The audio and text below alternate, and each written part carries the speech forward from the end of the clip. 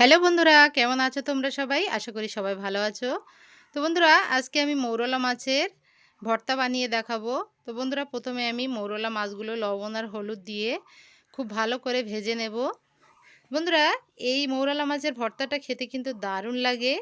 মৌরলা মাছের টক করে অনেকে, আজকে আমি ভর্তা তৈরি করে তোমাদেরকে দেখাবো। ভিডিওটি দেখতে থাকো, আশা করি ভালো লাগবে। মাছগুলো ভাজা হয়ে গেছে, তুলে নিলাম। ওই কড়াইতে সরিষার তেল দিয়ে দিচ্ছি শুকনো লঙ্কা আর কাঁচা লঙ্কা, দিচ্ছি একটা পেঁয়াজ কুচি। বেশ কিছুক্ষণ ধরে পেঁয়াজ, শুকনো লঙ্কা আর কাঁচা লঙ্কাটা ভেজে নেওয়ার পরে দিয়ে দেব 7 থেকে 8 কোয়ার মতো রসুন। এবারে হালকা লো ফ্লেমে পেঁয়াজ, শুকনো লঙ্কা, কাঁচা লঙ্কা আর রসুনটাকে ভেজে নেব। এরপর দিয়ে দেব আরও একটা টমেটো। আবারও খুব ভালো করে সব কিছু ভেজে নেব। এরপরে দিয়ে দিচ্ছি সামান্য একটু লবণ আর অল্প একটু হলুদ গুঁড়ো। তো বন্ধুরা দেখো, এই মশলাটা আমার ভাজা হয়ে গেছে। এর মধ্যে সেই ভেজে রাখা মৌরলা মাছটা দিয়ে একটু নাড়াচাড়া করে নেব।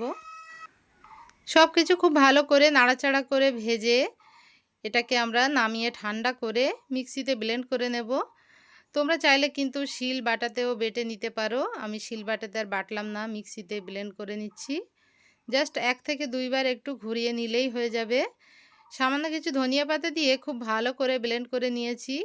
দেখো বন্ধুরা, ভর্তাটা কতটা সুন্দর লাগছে দেখতে, খেতেও কিন্তু দারুণ হয়েছিল। এইভাবে তোমরাও মৌরলা মাছের ভর্তা করে খেয়ে দেখো আর কমেন্ট করে আমাকে জানিও। আর ভালো লাগলে চ্যানেলটা সাবস্ক্রাইব করার অনুরোধ রইল।